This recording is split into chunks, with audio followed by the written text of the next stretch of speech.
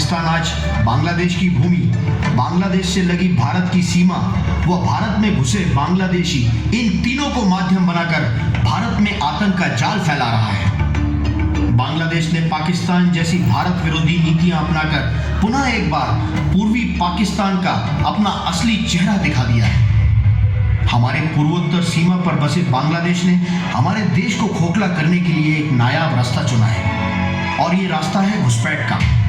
ये घुसपैठी जो कि भारत बांग्लादेश की खुली सीमा से हमारे देश में प्रवेश कर रहे हैं और यहाँ की अर्थव्यवस्था को खोखला करने के साथ साथ हमारे देश के सामाजिक और सांस्कृतिक ढांचे को बर्बाद करने के षड्यंत्र को सफलतापूर्वक अंजाम दे रहे हैं। घुसपैठ का मतलब है एक सोची समझी रणनीति के तहत एक क्षेत्र विशेष में अपने लोगों को गैर कानूनी ढंग से घुसाना, जिसका इस्तेमाल बाद में अपने फायदे के लिए किया जा सके।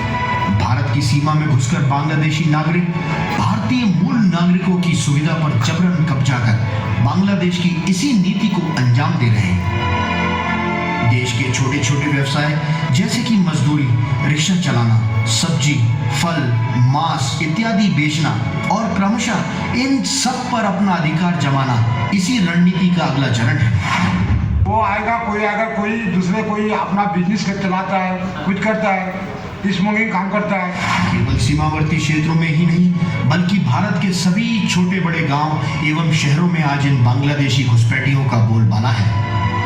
बांग्लादेशी का आदमी सब घुसकर ऐसा बन गया कि इंडिया का आदमी हार गया, क्योंकि इंडिया का आदमी का जमीन सब ले रखा कि बांग्लादेश का आदमी सब किसी को पिलाता है, किसी को और कुछ करता है, उन लोग तो बच जाता है लेकिन हम लोग फंस जाते हैं, क्योंकि हम लोग को दिहाड़ी यही करना है, खाना यही करना है, हगना मुतना यही है, हम लोग को जगह तो नहीं है।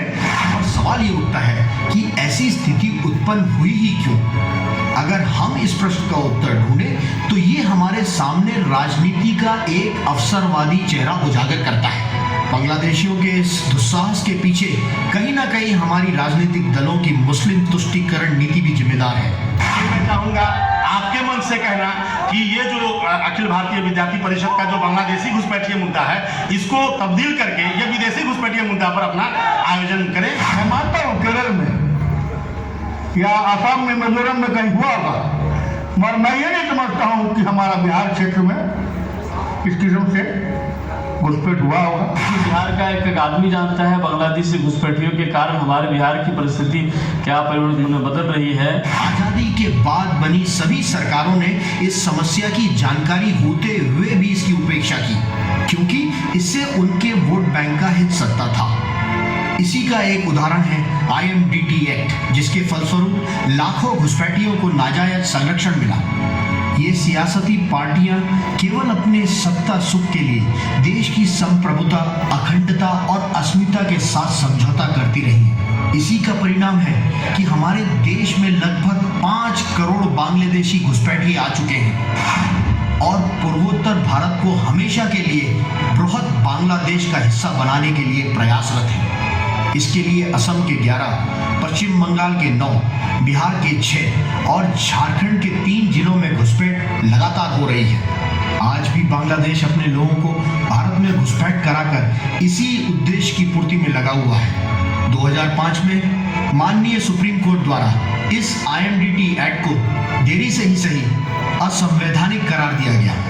आज भी लोग, पश्चिम बंगाल के लोग बांग्लादेश को अपना ही एक अंग मानते हैं।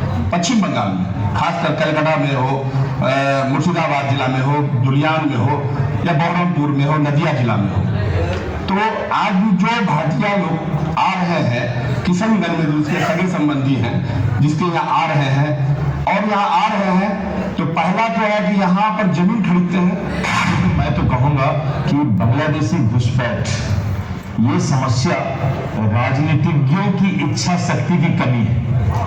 आज भारत में राजनीतिज्ञ